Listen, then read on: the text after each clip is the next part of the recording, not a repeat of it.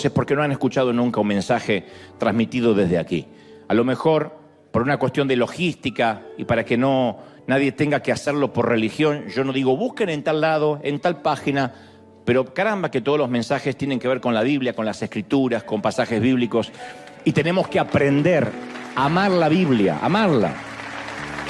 Pero somos de los que amamos la Biblia porque la vivimos, no porque la leemos o la traemos de desodorante aquí abajo la axila todos los domingos. Algunos creen, ¿y dónde está la Biblia? Como si esto tuviese un poder intrínseco en sí mismo. Esto es nada más un libro, esto es un éxito editorial, nada más que eso. Cuando esta palabra escrita, este éxito editorial, la empezamos a vivir y a obedecer, es cuando el Espíritu Santo hace que esta palabra esté viva. De otro modo, es un libro más en la biblioteca. ¿Estamos de acuerdo, sí o no? Es un libro más.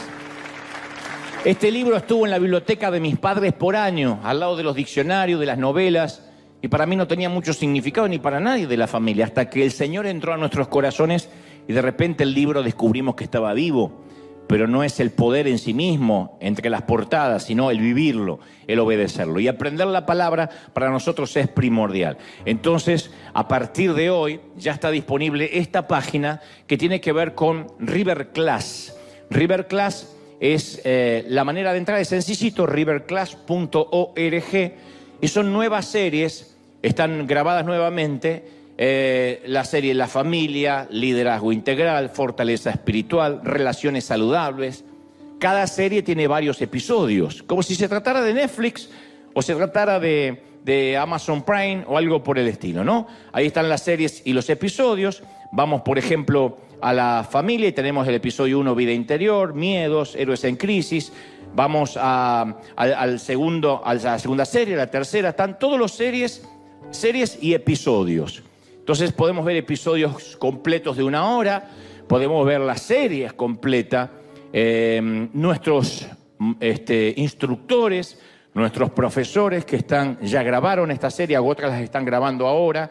Podemos tener también foros de discusión, entrar. Esto es para todo el mundo, por eso lo estoy presentando. Estos son nuestros instructores.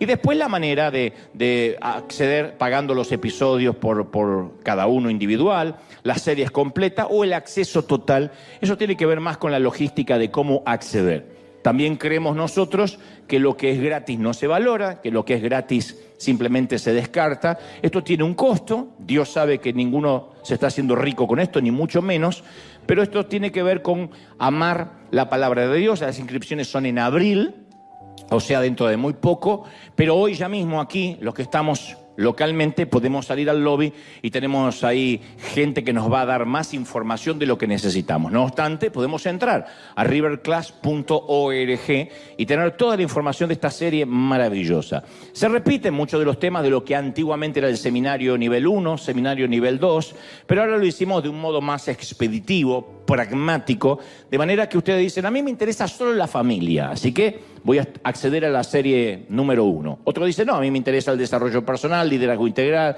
fortaleza espiritual, etc. Entonces podemos tener todo. Yo sugiero que aprendamos todo.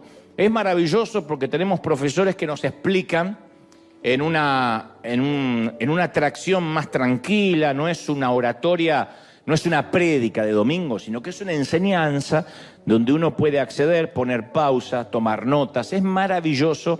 E hicimos este seminario pensando en la practicidad. Por cierto, no es un seminario teológico de manera explícita, donde vamos a aprender el Apocalipsis, quién escribió las cartas, las epístolas. No porque eso esté mal, sino porque en este caso nuestro llamado es que todo sea muy práctico y aplicable a la vida diaria. Entonces hicimos todas estas series aplicables a la vida diaria, como si escucharan mensajes del domingo durante la semana, para trabajar, para lidiar con los hijos, para el matrimonio, para la familia, para el futuro. Así que lo recomendamos ampliamente. Esto se lanza oficialmente hoy, la página ya está online y la pueden acceder desde cualquier parte del mundo. Dicho esto, y antes de transmitirte lo que creo Dios me dijo que diga, Cada vez que yo regreso de un viaje les cuento el chisme santo de cómo me fue.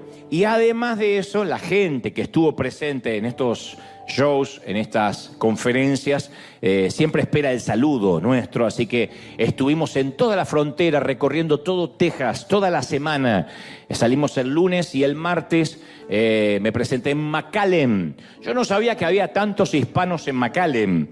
De hecho, no estoy subestimando la ciudad, ni mucho menos, pero me sorprendió mucho, sold out, tuvimos absolutamente en las 3 ciudades que estuvimos esta semana. Ni sabía que tenían un teatro así, díganme si no es el Dolby Theater, donde se entregan los Oscars, que alguna vez estuvimos también aquí en el corazón de Hollywood. Es hermoso el sitio, parecía que estábamos en un acuario gigantesco, y McAllen nos recibió también con un lleno total, muchísima gente que cruzó la frontera, que llegó desde México, y los locales, obviamente, que estaban desde muy temprano y tuvimos una conferencia maravillosa. Y toda la gente de McAllen, muy amorosa, nos recibieron con un cariño. Se escucha música tejana hasta en el baño de los aeropuertos. Mirá qué lindo, mirá, maravilloso, una conferencia 2 horas 20, donde reímos, donde lloramos, donde fue mucha gente que no conocía al Señor, inconversa, invitados, me consta, muchos católicos, muchos judíos, ortodoxos. Se me acerca una dama y me dice, yo soy testigo de Jehová. Y le digo, está bien, yo no vi el accidente, pero también podría ser testigo. Un chiste malo, pero lo quería meter en alguna parte. Y se reía la señora. Le digo, no, está bien, eres muy bienvenida, esto es para toda la gente, crean lo que crean, tengan los dogmas que tengan. Fue una noche maravillosa, esto fue McAllen. Al día siguiente nos fuimos al Paso, también en Texas. El Paso, un sitio maravilloso que cuando uno llega en el avión parece que está en pleno desierto. Y después tiene un downtown, un centro muy bonito, un lugar muy colonial. En algunos momentos me sentía en la serie del Zorro de Gay Williams, porque tenía eso, ese marco colonial, ese marco, diría casi español, que no se suele encontrar mucho en los Estados Unidos. Verán que el hotel también, dicho sea de paso, era español, pero el teatro tiene todo ese marco europeo. Fue maravilloso, esto fue El Paso. Así que fue una corrida durante toda la semana. Tomamos casi 6 aviones para poder hacer combinaciones y estar en todo Texas, que es uno de los estados más grandes de los Estados Unidos, ustedes lo saben. Finalmente teníamos que terminar en Houston. Houston fue maravilloso porque tiene este gran coliseo, un sitio que alberga muchísima gente, que nos parecía también extraño que se pudiera llenar. Y efectivamente tuvimos un lleno absoluto, llegaron gente de todas partes de los Estados Unidos. Houston es un sitio muy, muy neurálgico, muy importante, y toda la gente que estuvo allí presente se dio cita desde muy temprano. Un tránsito feroz, como todas las grandes ciudades. Decía el chofer que nos llevaba de un sitio a otro que cree que es el peor tránsito de los Estados Unidos, incluso peor que Los Ángeles en una hora pico. Fíjense qué maravilloso que fue Houston, donde también nos recibieron muy bien, donde fue glorioso, donde Dios, fundamentalmente a todo el equipo que me acompaña y a mí, nos dio fuerzas, nos dio salud, y eso es muy importante. Gracias por orar. Para terminar la gira de Estados Unidos en 2 semanas, justo la semana de Easter, no voy a faltar aquí el domingo, pero en la semana anterior me toca nada más que nos queda Charlotte, North Carolina y Atlanta. Y después de eso ya nos vamos para el resto de América y Europa, pero gracias por orar, gracias por sostener. Ese es el chisme santo, gente del Paso, McAllen y Houston. Dios los bendiga. Y nos vemos en Argentina el 11 de abril. El 11 de abril allí en el Movistar Arena. Muy bien. ¿Estamos listos? Dicen conmigo, ¿estoy listo, sí o no? Muy bien. Estaba leyendo hace poco de un caso psiquiátrico muy particular. Un doctor estaba tratando a 3 pacientes en una institución justamente psiquiátrica de Michigan. Una historia real, por cierto, no es una anécdota inventada o un chiste. Estos pacientes, estos 3, sufrían delirios de grandeza, megalomanía. Es un desorden muy frecuente Se diría casi un argentinismo.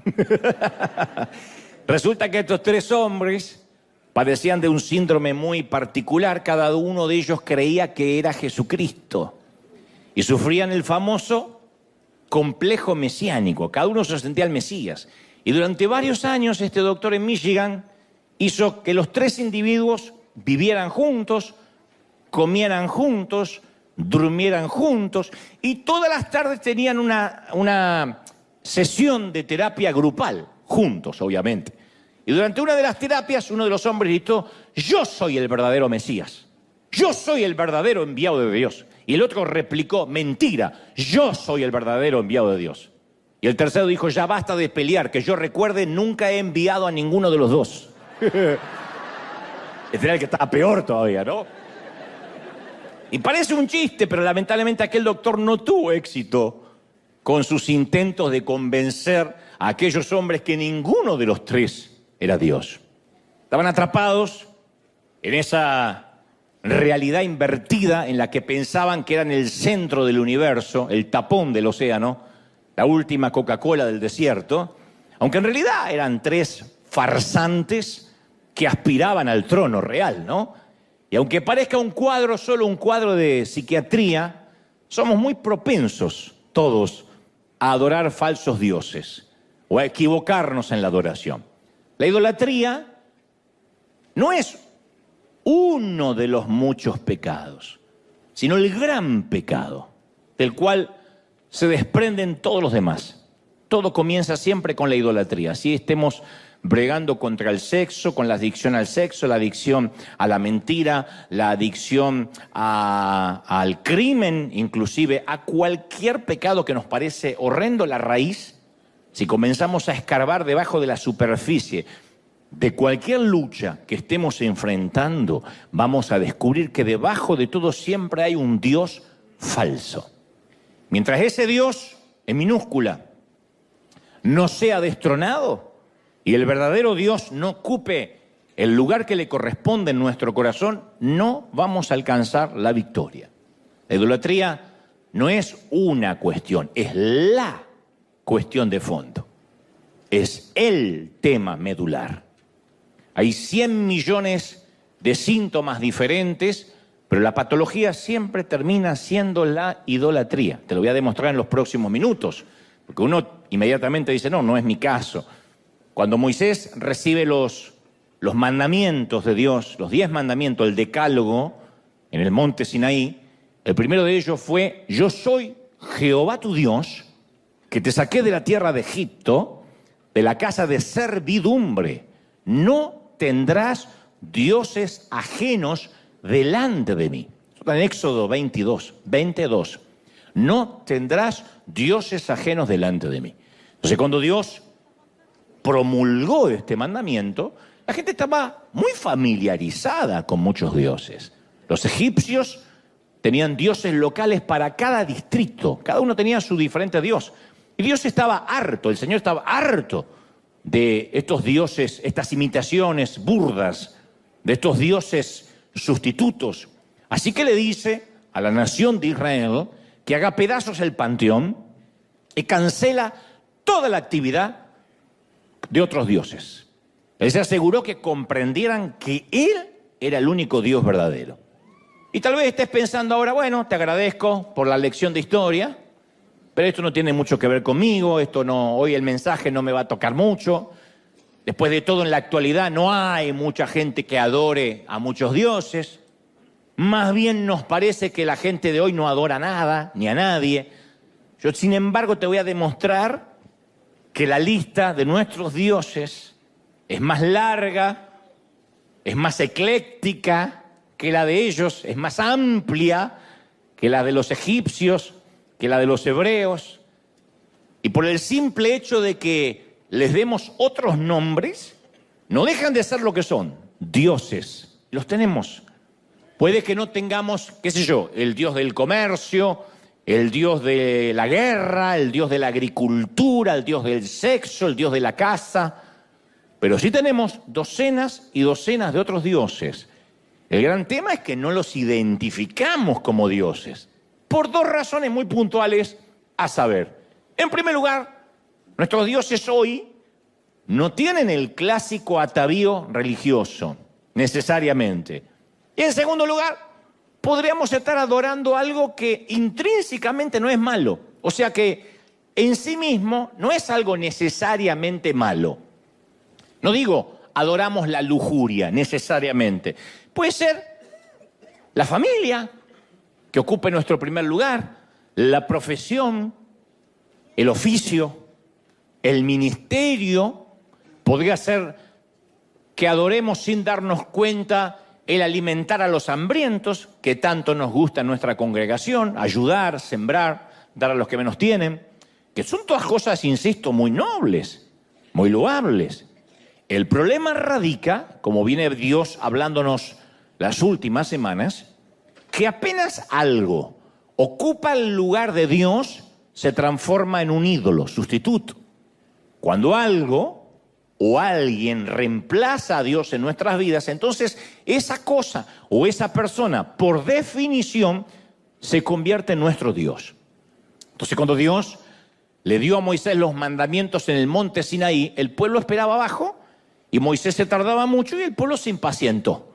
Moisés estaba arriba del monte hablando con Dios. Y el pueblo, que tenían algo de sangre hispana, dicen los teólogos, no aguantaban. Entonces se reunieron el oro que todos tenían, la billutería que algunos tenían, lo echaron al fuego e hicieron un becerro de oro para adorar. ¡Qué ironía! ¡Qué ironía! Porque en el preciso momento que Dios le hablaba a Moisés acerca de no tener otros dioses, el pueblo estaba dándole forma a un nuevo Dios. En el monte Moisés hablaba con Dios y en el llano la gente hablaba con un Dios, bueno, hablaba. El Dios no puede responder, el Dios con minúscula, pero adoraba a un Dios pagano. El Salmo 106, 19 relata, en Horeb hicieron un becerro y se postraron ante un ídolo de fundición. Cambiaron al Dios que era el motivo de su orgullo por la imagen de un toro que come hierba. Ustedes dirán, pero qué gente ridícula, ¿no? No fue un buen trueque cambiar al Dios poderoso por un toro que come hierba, la imagen de un toro. Cambiaron al Creador por un Dios de su propia creación. Y me pregunto, ¿será que nosotros somos muy distintos? Quizás reemplazamos en un momento sin darnos cuenta a Dios por el sueño americano. Al principio llegamos a este país como inmigrantes, y esto va para los hispanos que vivimos en la Unión Americana. Los que viven en América Latina, de México hasta Tierra del Fuego, aguanten un poquito, que esto va para nosotros. Al principio llegamos como todos para estar un poco mejor, para tener una mejor calidad de vida, lo cual es muy noble. Y después nos fuimos envolviendo en tarjetas de crédito, en préstamo, en hipotecas. Y nuestro Dios se empezó a hacer sin darnos cuenta de tener un buen crédito, un auto, una casa soñada, que no está mal en sí mismo. Pero a veces se empieza a cambiar el organigrama de nuestra vida, por una profesión, por una carrera que nos demanda el día entero y ya no tenemos tiempo para orar, para buscar a Dios. Leer la Biblia es un artículo de lujo.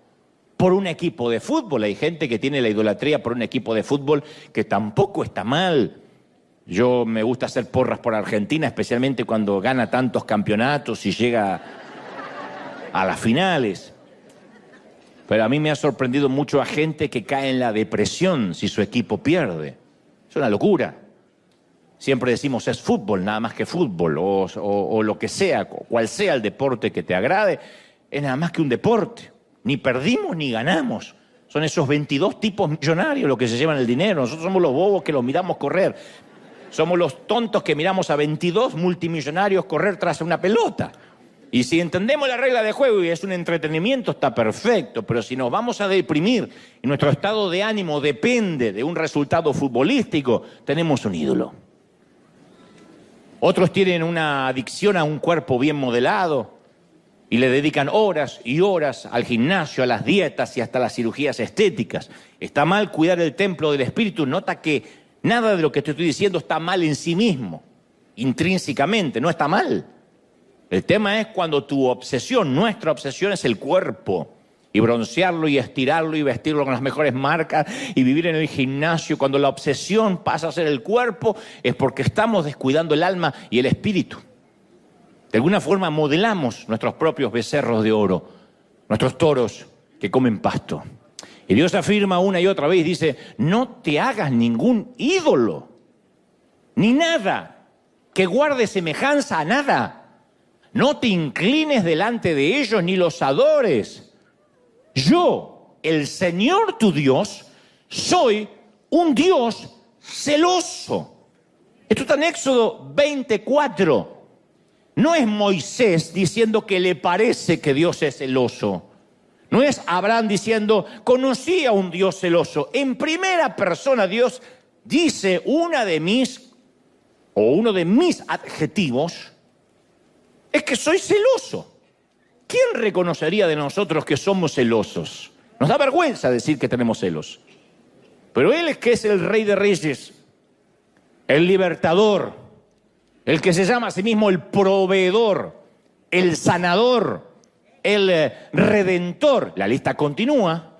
Entre todos los nombres de Dios hay uno que parece extraño. Hasta suena como una debilidad. Y que además es el atributo más subestimado por todos nosotros, sus hijos. Digo el más subestimado porque no se componen canciones acerca de los celos de Dios. Decimos Jehová Jireh, Jehová Nisi, Jehová Shalom. Pero no decimos que Jehová es celoso. Porque lo tomamos como que bueno, ese día el Señor no tenía un buen día y se le escapó un defecto. Pero Dios es perfecto. Dios dice, yo soy un Dios celoso.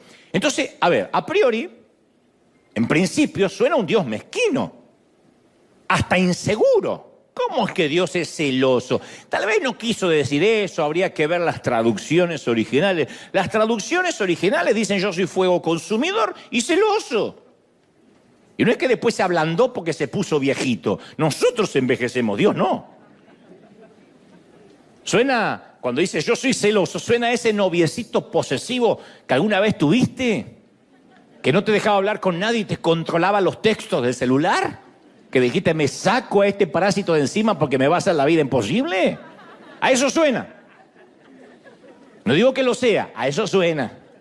De hecho, los psicólogos afirman que los celos son emociones que a veces no podemos controlar y que debiéramos tener bajo control, que hay que gestionar esas emociones de inmediato y eliminar esa emoción en la medida de lo posible porque es insana para cualquier relación, entre padres e hijos, entre pareja, es una relación insana entre amigos. Y los psicólogos señalan que los celos por lo general suelen partir de dos premisas, miedos infundados o inseguridades. Si tienes una pareja celosa, tiene miedos infundados o inseguridades, que te controla, que desconfía de ti. Detrás de todo eso siempre hay un trastorno emocional muy serio. Por eso, insisto, suena extraño que Dios diga, yo soy celoso. Además, uno dice, ¿y qué razones podría tener Dios para ser celoso? ¿Acaso no le pertenece todo? ¿Hay algo que pueda competir con su poder, con su grandeza? Por supuesto que no. Pero Él es celoso de nuestro corazón. Y no porque sea inseguro, sino porque nos ama demasiado. Nos ama demasiado como para compartirnos. Si amas, sabes que tus celos son sanos porque no quieres compartir a quien amas demasiado. Dios quiere una relación que sea exclusiva, porque sea Dios y porque no tenga inseguridades y porque no compita con nadie. No necesariamente dice, bueno, búscame cuando tengas ganas, yo soy como el 911, a lo mejor no me usas nunca, pero voy a estar ahí. Soy como ese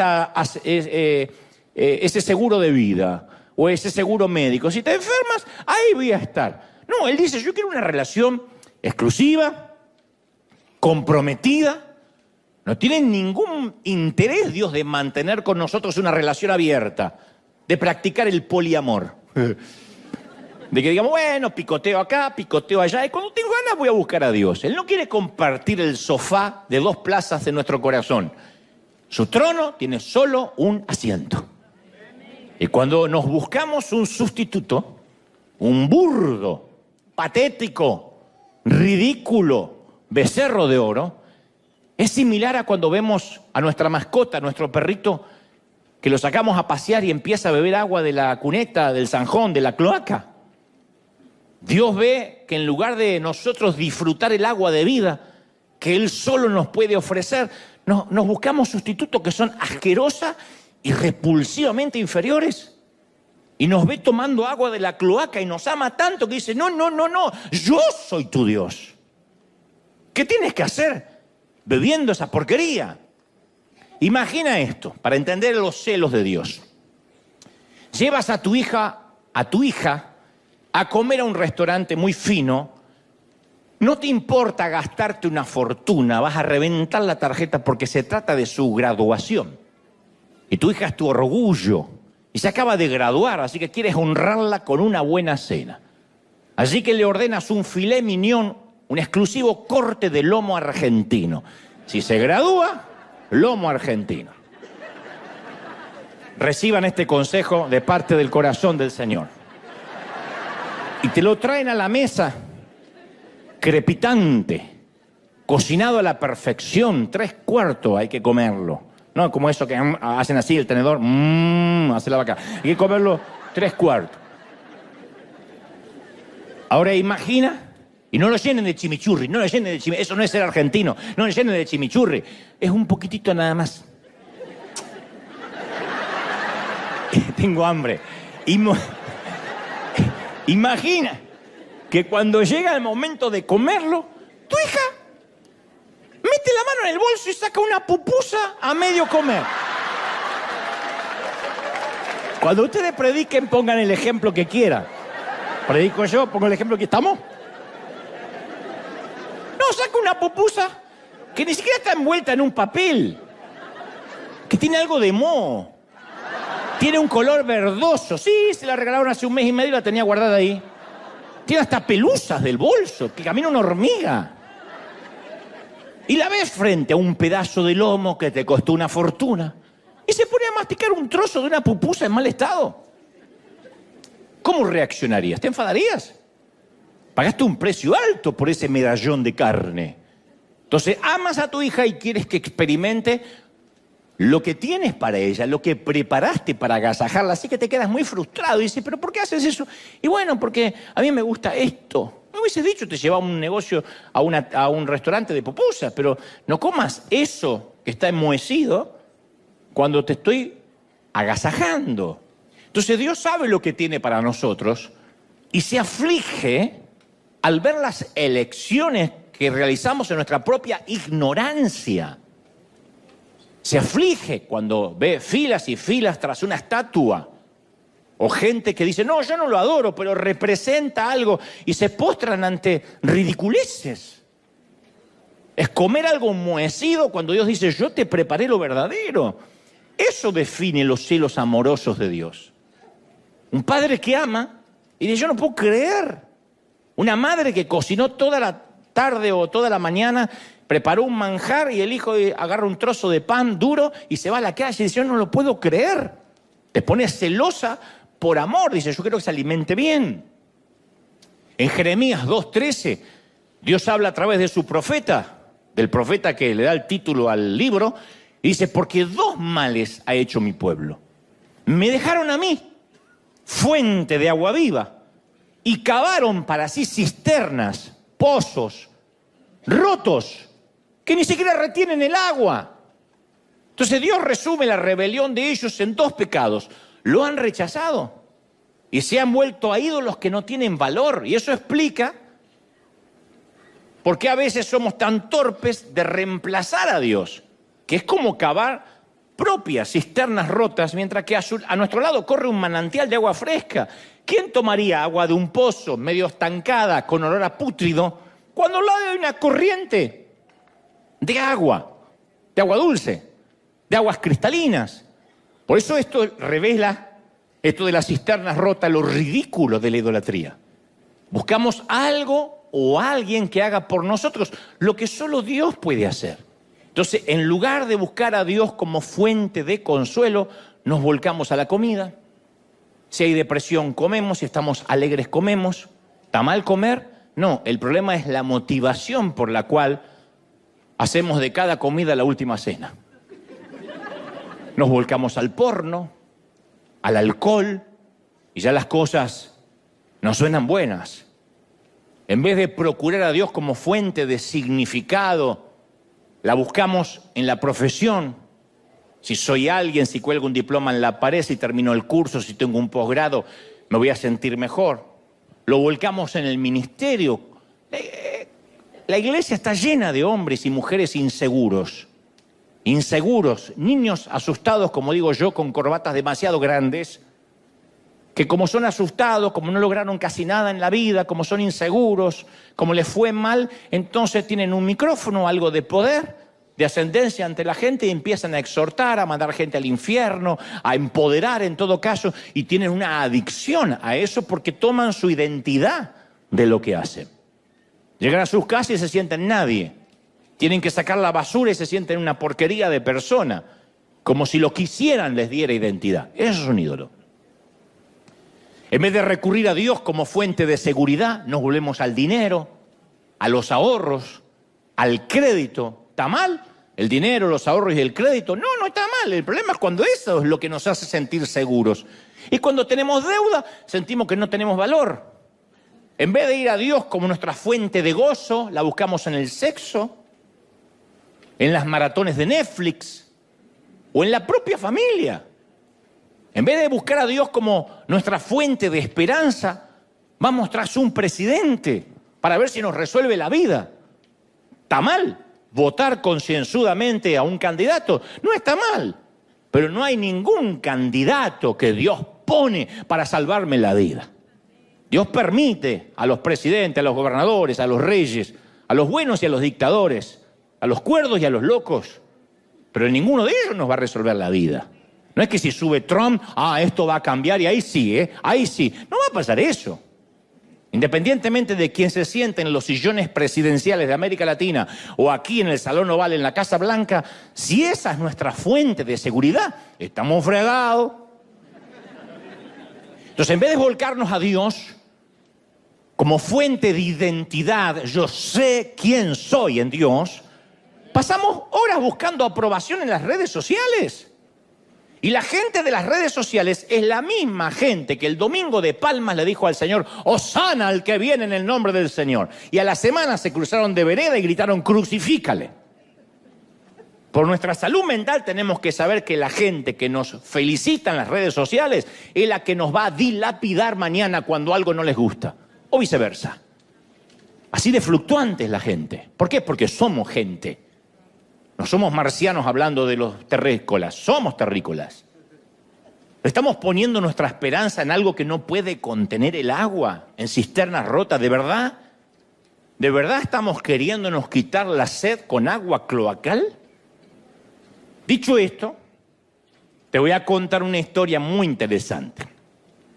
Josué es quien sucede, quien toma la banda presidencial después de Moisés. Es el sucesor del patriarca y ofrece el mejor discurso de toda su gestión. Tuvo varios discursos Josué. Comandante, un hombre de guerra, de batalla, que sabía decir las cosas correctas en los momentos oportunos, pero a mi criterio, es el mejor discurso jamás dado por este gran estratega, por este gran estadista llamado Josué. Aparece en el capítulo 24 del libro que lleva su nombre, el versículo 14, y dice, por lo tanto, ahora ustedes, decídanse, entréguense al Señor y sírvanle fielmente. Desháganse de los dioses de sus antepasados, esos que adoraron al otro lado del río Éufrates y en Egipto, y solo sirvan al Señor. Si a ustedes les parece mal servir al Señor, bueno, democráticamente elijan ustedes mismos a quién servir. O a los dioses que sirvieron sus antepasados del otro lado del río Éufrates, o a los dioses de los amorreos en cuya tierra ahora están habitando. Pero por mi parte, en lo que a mí respecta, yo y mi familia serviremos al Señor. Yo y mi familia serviremos a Jehová. ¿Por qué es el mejor discurso, a mi humilde criterio? Porque no da vueltas, porque es pragmático, porque va al grano y no trata de ser un dictador. No dice que les va a cortar la cabeza, que la cabeza de los que adoren a otros dioses rodarán por la arena. Les presenta un desafío abierto. Es tiempo que el pueblo haga una elección. Elecciones libres. Abren las urnas a votar. Y se pueden seguir al Señor. O hoy pueden elegir a un Dios diferente. Yo encuentro muy interesante que Josué le está dando 3 opciones más, además del único Dios verdadero. Presenta 4 opciones, 4 candidatos al trono del corazón de la gente. Hay uno solo que está en el trono, pero le dice: en el trono de vuestro corazón tienes 4 candidatos para elegir. A mí, cuando me toca hacer un llamado a la salvación, nunca me ha tocado presentar múltiples alternativas. Nunca he dicho: hoy elige entre Jesús, el Buda, Mahoma o Messi. Nunca. Pero Josué, a pesar de que es un comandante en jefe de las Fuerzas Armadas del pueblo hebreo, un general acostumbrado a dar órdenes, sabe que es necesario que hoy tengan una elección democrática y vayan a las urnas a elegir. Claro, porque él sabía lo que luego todos aprendemos, que no se puede obligar a nadie a repetir una oración y arrastrarlo al reino de Dios por la fuerza. Diga conmigo, repita conmigo, le tomamos los datos y ya está dentro. No funciona así. Se trata de un corazón que realmente sabe lo que está eligiendo, de un sendero que cada individuo debe escoger a expensas de desechar otros caminos. Dios no comparte su trono con nadie. Entonces así lo expone Josué. En principio, le dice al pueblo que tiene 4 opciones y lo desglosa de esta manera. Número 1, sigan a los dioses de sus antepasados, del otro lado del río, del sitio donde una vez salieron. Número 2, sigan a los dioses que luego se encontraron en Egipto, cuando fueron esclavizados tantos años. Número 3, sigan a los dioses de la tierra que ahora habitamos. Número 4, como yo, sigan al Dios verdadero. Escuchando esto uno puede pensar: bueno, gloria a Dios que nosotros no tenemos ese problema. No adoramos a los dioses egipcios, ni a los dioses locales, ni a los dioses del otro lado del río. Pero tengamos en cuenta que cada categoría tiene un momento y un lugar en la vida. Puede que con el paso de los años esos dioses se vistan y luzcan diferentes a los del tiempo de Josué, pero las categorías hasta la fecha siguen siendo las mismas. Y no se nos puede escapar un detalle muy importante. Sí o sí tenemos que hacer una elección. Porque Josué no termina diciendo: bueno, también podrían elegir no adorar a nadie, pueden votar en blanco. No hay voto en blanco, no hay neutrales, no hay abstención de voto. Todos somos adoradores, todos. La adoración se conecta directamente con quién somos. Así es en cualquier cultura y en cualquier civilización. Todos somos adoradores de algo o de alguien. Te lo voy a demostrar en instantes.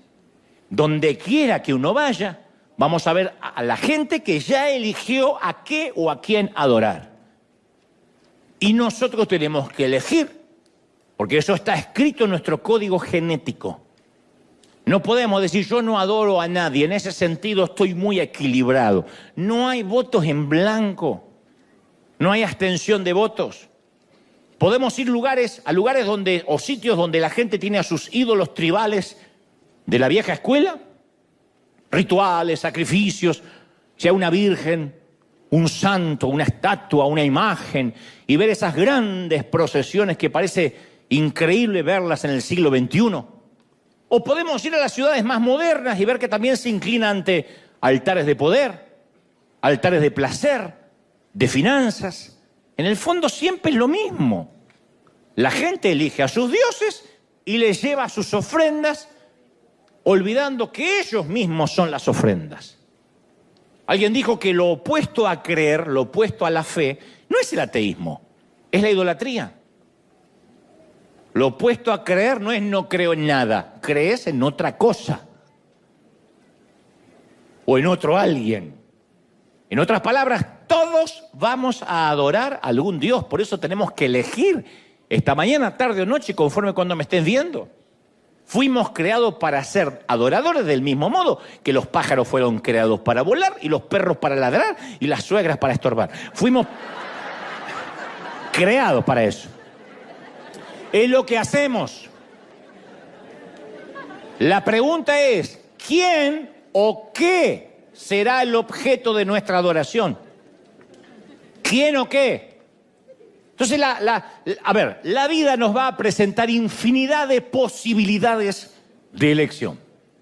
Y existe una gran cantidad de opciones, insisto, menos el no elegir. Hoy no podemos decir, bueno, esto no es para mí, yo no elijo nada. Josué presenta 3 opciones además de Dios y no ofrece el recuadro que diga ninguno de los anteriores mencionados. Le dice, elijan uno. Y si ubicamos esta disyuntiva dentro de un contexto moderno, alguien podría levantar la mano y decir, bueno, todo bien, Josué, pero la verdad que con este tema de la adoración a mí me excede porque yo no soy religioso. Y aquí es donde nos confundimos porque según nuestra manera de pensar asociamos adoración con religión. Pensamos que la adoración tiene que ver con atuendos, rituales, alguna caminata, algún santo. No, el problema está en la mala comprensión de lo que es la adoración. Cuando alguien dice, yo no soy religioso, no está captando el punto. Si eres miembro de la raza humana, con mente, cuerpo y emociones, entonces eres un adorador. Yo soy un adorador y tú también. Esto viene de fábrica, así venimos equipados. No es algo que adquirimos después si nos gusta o si queremos. Insisto, aunque soy repetitivo y monotemático, solo hay que elegir a qué o a quién vamos a adorar. Es un reflejo condicionado que siempre hace que coloquemos la esperanza en algo o en alguien. En un partido político, en un equipo de fútbol, en que me voy a casar, en el sexo, en los hijos. Cuando tenga hijos voy a ser feliz. Cuando me traigan los nietos voy a ser más feliz. Siempre estamos poniendo en algo o en alguien la esperanza. Porque eso es lo que hacemos los seres humanos, como respirar, comer, pensar. Identificamos lo que deseamos y hacemos sacrificios para alcanzar la meta. Desde el momento que nacimos y nos dieron leche, estamos persiguiendo algo que creemos que va a satisfacer nuestro apetito. Y el resultado final es que nuestras vidas comienzan a tomar la forma de aquello que más nos gusta. Lo que elegimos adorar nos moldea, define nuestro futuro. Así que como hay un montón de chiquititas que quieren parecerse a Taylor Swift y se visten igual que ella y se tatúan igual que ella, así hay un montón de gente que quiere parecerse al jugador de fútbol, al actor, a su padre, a su tío, a su pareja. Empezamos a parecernos al Dios que adoramos.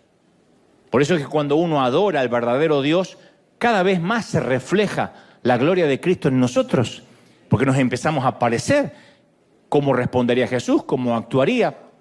Por eso Josué nos habla todo cuando dice, elijan ustedes a quienes van a servir. No es solo adorar, a quien adoras, sirves. O sea, es una decisión intencional. De otra manera, cuando dice yo me abstengo, porque eres cabezón y dices yo sí me abstengo, te vas a dejar llevar y te vas a encontrar adorando dentro de un templo, hablo en términos metafóricos, al que nunca elegiste entrar conscientemente, pero ahí estás postrado, sufriendo con el crédito, sufriendo con la cuenta bancaria, con la casa que no logras. Algún Dios sin darte cuenta vas a adorar. De manera que Josué llama al pueblo a elegir y le señala, insisto, 4 opciones. Son como 4 puntos cardinales, como norte, sur, este y oeste. Ninguno está cerca del otro. Cada uno lleva una dirección diferente a las otras. Opción 1. Number 1. Mi inglés está... tiembla Maldonado. Number 1. Los dioses de nuestros padres. Dice Josué, los dioses que tus antepasados adoraron al otro lado del río Éufrates. Los antepasados de Abraham adoraban los dioses de esa región. Entonces, en todo el área de la Mesopotamia había un dios para casi cualquier propósito que te puedas imaginar. Tenían 3 deidades cósmicas, 3 otras que eran astrales, toda una sarta de dioses, una diáspora de dioses con sus correspondientes demonios, porque cada dios tenía su némesis. No hay Spider-Man sin... ¿Cómo se llama? Ese. Abraham había salido de una sociedad que creía que tales dioses los bendecían o no. De hecho, la Biblia nos dice específicamente que el papá de Abraham era un adorador de ídolos, un adorador de imágenes.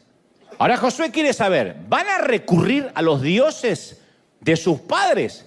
Y todavía es una pregunta válida, esto no es una lección de historia. O criamos a nuestros hijos en la fe que tenemos, o en su defecto los criamos en la fe que no tenemos. Pero no hay neutralidad. Como uno cría a los hijos, no hay neutralidad. O los criamos en la fe que tenemos, o los criamos sin la fe que no tenemos. Hoy en día muchos padres deciden criar a sus hijos sin un género asignado. Fíjense qué locura. Desde su nacimiento, alegando que quieren alejarse de los estereotipos que exige la sociedad. Entonces se educan a los hijos con neutralidad sexual. Esto avanza a pasos agigantados, no es un grupito. Esto hay decenas de miles.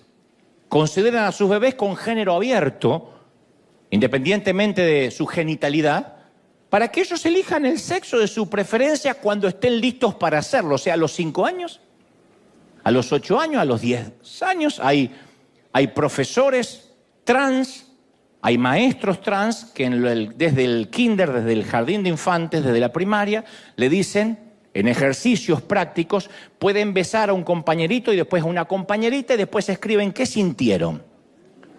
Cuando se refieren a sus hijos, estos padres que los crían con un género abierto, no usan pronombres masculinos o femeninos. Parimos un niño o una niña. Dicen, es un niñe.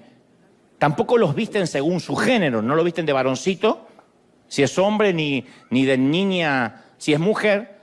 Porque no importa los genitales con los que haya nacido, o sea, su catalogación anatómica, no importa. Sino cómo su hijo se autoperciba. Ellos creen que de esa forma no están eligiendo, le están dando libertad a sus hijos. Están absteniéndose de votar, pero en realidad sí están eligiendo por sus hijos. No están educando, están adoctrinando a sus hijos, diciéndole que pueden ser del sexo que quieran gracias a una ley y que pueden asumir que existen hombres con vagina y mujeres con pene. Eso no es una educación libre, eso es un adoctrinamiento ideológico.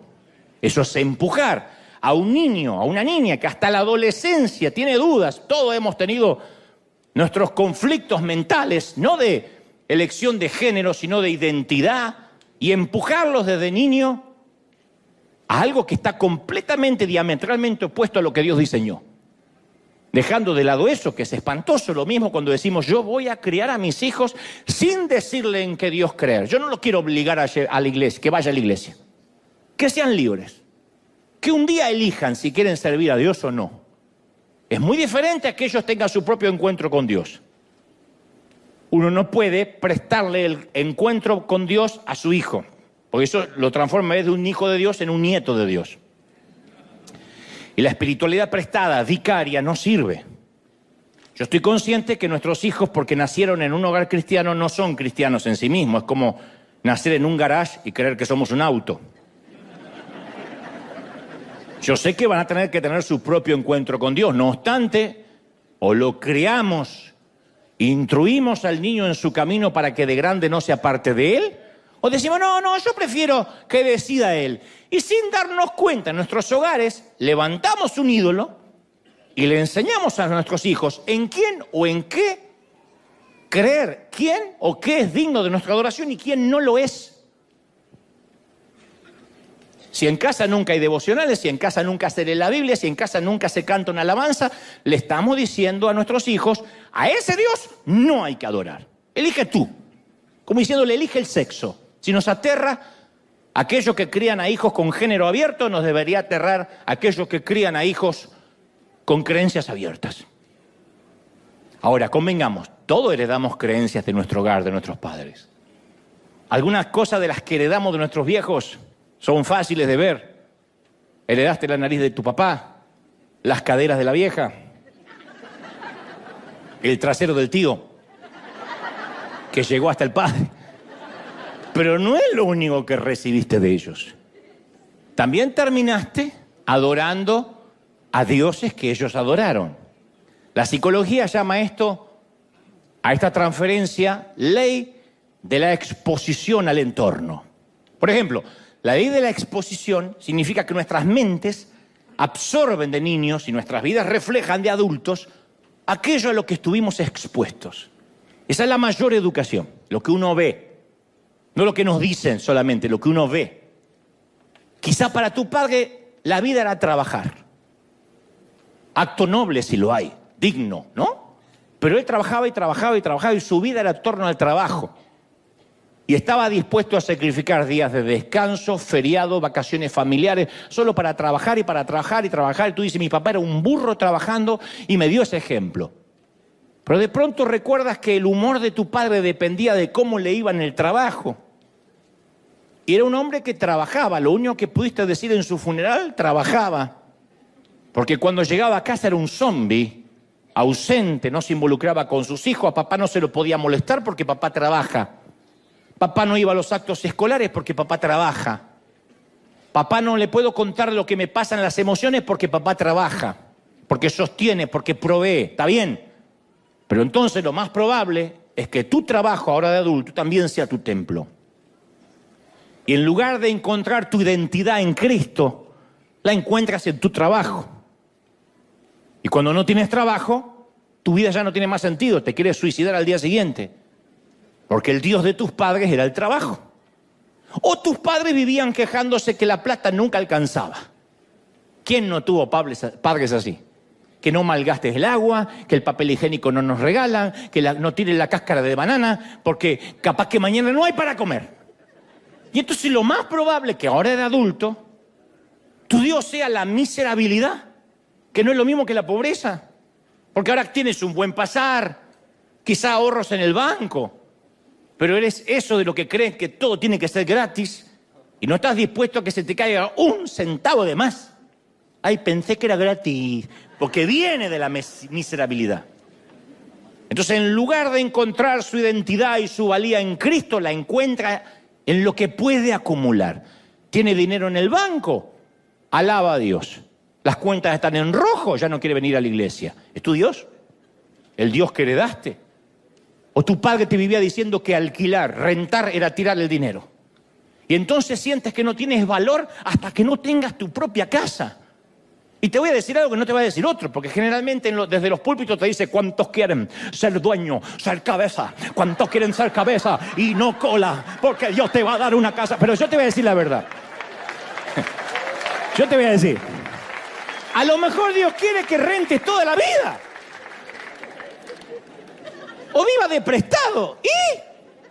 Acuérdense lo que Dios nos habló el domingo pasado, el Hijo del Hombre no tiene donde recostar la cabeza. No es un voto de pobreza. Algunos pueden comprar, otros no pueden comprar. Porque, ¿qué sé yo? Eso no revela el carácter de nadie. ¿Cuánta gente con casa propia se va directo al infierno y gente que nunca tuvo casa propia es un devoto cristiano? Pero tal vez te dijeron toda la vida, si no tienes tu casa, estás tirando el dinero. Entonces hoy en día tu Dios es, no, la casa, yo cuando tenga el título, ahí voy a descansar. Se abre la falla de San Andrés, no queda ni el título.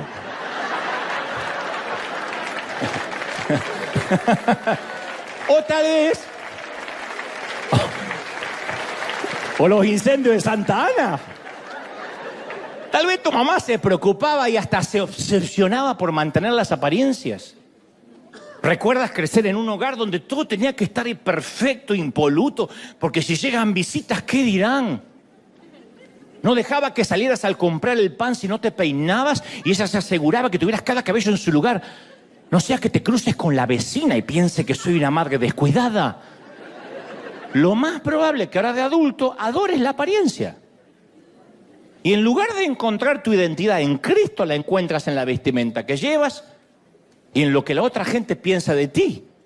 Entonces hay un montón de ejemplos. Tu padre adoraba los deportes. Cuando jugaba no sé quién, no se lo podía molestar porque era como Moisés recibiendo las tablas en el Sinaí. Adoraba el dinero, la cerveza, el alcohol. Tu madre adoraba ir de compras, adoraba a los hijos, la moda. Piensa en cuáles cosas se te pusieron delante en el lugar donde creciste. Porque el camino más natural del mundo es adoptar los dioses de nuestros padres. Y Josué dice, ¿quieren seguir a los dioses de vuestros padres? ¿O van a elegir al verdadero Dios? Opción 2. Los dioses de nuestro propio pasado. Dice, los dioses que adoraron en Egipto. Ya no habla del lugar donde nacieron sus padres, sino los que ustedes adoraron en Egipto. Josué menciona específicamente los dioses de Egipto, que no eran ya los dioses de los padres, sino los dioses de su propio pasado que nunca se fue. Porque al igual que la Mesopotamia, los egipcios tenían un panteón de deidades muy diverso. Les encantaba mezclar en las figuras partes del cuerpo humano con parte de los animales. Lo habrán visto en los libros de historia. Tenían un tal Horus, dios del delta, que tenía cuerpo humano con una cabeza de halcón. Hathor tenía el cuerpo de una vaca y la cabeza de una mujer. No dije nada. Ustedes dicen... ¿Están esperando que yo agregue algo más? No, yo llego hasta ahí, hasta el bordecito y ¡epa! Y me vuelvo. Tengo años en este oficio. Pero eso eran los Transformers mutantes del antiguo mundo. Los egipcios tenían sus dioses populares, pero además adoraban a todas las cosas. Al sol, a las tormentas, a la luna, a las estrellas. Y los hebreos tuvieron tantos años esclavos ahí que no había manera de no absorber esa cultura que los rodeaba. Así que cuando Moisés condujo al pueblo a la libertad, algunos de ellos no abandonaron los dioses que adoptaron en Egipto. Ezequiel 27 dice, a cada uno les ordené que arrojara sus ídolos detestables, con los que estaban obsesionados, dice Ezequiel. Y que no se contaminara, y usa una palabra muy singular, con esos malolientes ídolos de Egipto. Porque yo soy el Señor su Dios. El Señor dice, apesta tu ídolo. Así les dijo. Y este tipo de ídolos malolientes representa aquello del pasado, ya no del Dios de los padres, sino aquello de nuestro pasado que no queremos dejar atrás y que de algún modo persiste. Yo recuerdo hace algunos años, muchos años, fui a buscar empleo allá por el año 91 a una importante compañía de instrumentos musicales y todo dependía de esa entrevista. Me puse mi mejor traje de entonces, me perfumé en cantidad industrial y acudí a la entrevista de trabajo con mi mejor versión, la que podía tener en ese entonces. Pero antes de entrar a la tienda, que estaba en una peatonal muy famosa en Buenos Aires, en calle Florida, tuve que atravesar un parque que era un campo minado de estiércol de perro. Y sin darme cuenta, cuando entré a la oficina del gerente, un aroma nauseabundo impregnó toda la oficina, superó mi perfume. Y el gerente dice, espere, y empezó a abrir las ventanas hasta que se dio cuenta quién era la fuente del olor. Y yo miré con horror mis zapatos y comprobé que había dejado huellas de excremento animal sobre la alfombra en toda la oficina de quien me iba a contratar. Entonces, este es el punto, que muchas personas se hacen cristianas, invitan a Jesucristo a entrar a sus corazones, a tomar el trono de su vida. Todo es fantástico hasta que captan un olorcito, algo que han traído bajo la suela. Algo que huele, pero que no huele bien, que más bien apesta. Algo que debió haber sido destruido tiempo atrás, pero que de alguna manera te acompañó en la caminata. Está bien, fuimos limpiados minuciosamente. Entonces, ¿por qué todavía a veces llevamos colgado eso del zapato? Porque son convertidos que aún conservan los viejos deseos, algunos viejos hábitos. Han invitado a que el Señor sea el único Dios de sus vidas, pero aún le siguen prestando atención a esos antiguos dioses. Este es el desafío que muchos enfrentamos a algunos de nosotros.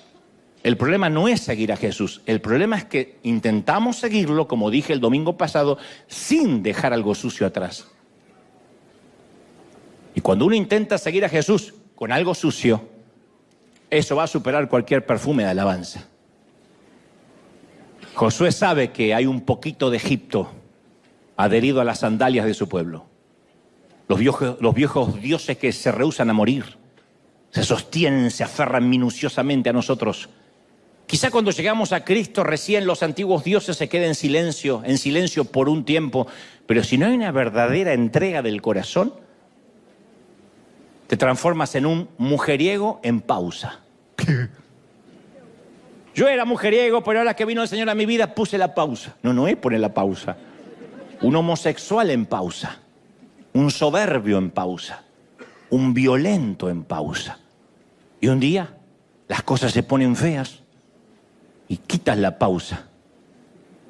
Y el monstruo sale otra vez y los dioses te vuelven a gobernar, porque nunca cambiamos de vida, solo pusimos en pausa esa parte de nuestra personalidad. Así que aunque hayas elegido al Señor en el pasado aceptando a Cristo, el desafío que hoy te presenta Josué es elegir a quién vas a servir hoy. Y si vas a limpiarte la suela de los dioses del pasado. La opción 3, los dioses de nuestra cultura. Dice, o elijan a los dioses de los amorreos en cuya tierra ahora habitan. Los dioses no solo estaban en casa de papá, ni la tierra de la cual salimos, sino en la tierra de la cual hoy habitamos. La tercera opción de los recién llegados. Estos eran dioses más encubiertos, no se apreciaban a simple vista. Los israelitas ahora vivían en un pueblo muy diverso, muy parecido a lo que ocurre en nuestra sociedad. Había muchos grupos étnicos, dioses distintos, y había sacrificios, rituales sexuales, todas esas cosas. A algunos israelitas los sedujeron. Porque estos dioses tenían la ventaja de estar jugando en su propia cancha, eran dioses locales, eran parte de la cultura.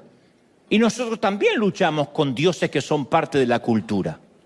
Claro, si hoy nos dijeran que siguiéramos a un dios de la fertilidad, de la prostitución en el templo, lo rechazaríamos, porque no encajan en nuestra época. Pero para aquella gente la adoración a estos dioses estaba tan inmerso en la cultura que era lo normal, era como los que escriben insultos, cristianos que escriben insultos a otros ministerios en las redes. Es normal. No hay más temor de Dios en mucha gente. Tendríamos muchos defectos en la iglesia legalista en la cual me crié, pero no nos atrevíamos a tocar jamás a un ungido, no sea que esté luchando contra Dios. Y hoy en día van a ver ustedes un montón de bocas sueltas diciendo vas a arder en el infierno, apóstate, basura, no solo conmigo, con cualquiera que no les agrada. No sé si eso viene de la cabeza, de lo que aprendieron o de la cultura. Las redes me dan impunidad, me dan anonimato y digo lo que quiero del presidente, del actor, de la entrega de los Oscars y del culto. Si no me gustó, insulto y total, pecado es lo que se dice, no lo que se escribe. Y de la abundancia del corazón escriben los dedos. Entonces, ¿será posible que tengamos ídolos que no reconocemos porque está tan integrado a nuestra cultura que nos resultan normales, lógicos y hasta orgánicos? Pablo le escribe a Roma en Romanos 12:2 y dice, no se amolden al mundo actual, sino sean transformados mediante la renovación de la mente, así puedan comprobar cuál es la buena voluntad de Dios, agradable y perfecta. Entonces tenemos ídolos que nadie supo predecir. Te cuento, un predicador viajó a una aldea en la India, historia absolutamente real, y conoció a una mujer en la India que alguna vez visitó América y la odiaba. Y ella dijo, odié América, en la India, porque nunca vi tanta idolatría allí como en otro lugar. ¿De verdad? ¿Alguien que vive en un país que adoran a las vacas? Y la mujer describió 3 áreas de idolatría que ella identificó. Dijo, Los americanos, y esto no incluye a los gringos solamente, sino a nosotros, adoran el estómago. Y esta mujer describió con una mirada desorbitada los enormes locales abarrotados de alimentos, de súper recontra, hiper, macro hamburguesas así, que pueden agrandar por 20 centavos más, con 2 vacas arriba. Y se tienen demasiado para comer, adoran la comida. Y se sentía ofendida por personas de sobrepeso cuando hay gente en su aldea que no tiene para comer, que racionan el arroz. Segundo, dijo, me sorprende cómo en Occidente adoran la televisión. Diseñan los hogares alrededor de ese aparato. Es impensado en la India. Dice, la pantalla ocupa el lugar más prominente de la habitación y alrededor todos los muebles. No para que la gente hable, sino para que mire el aparato.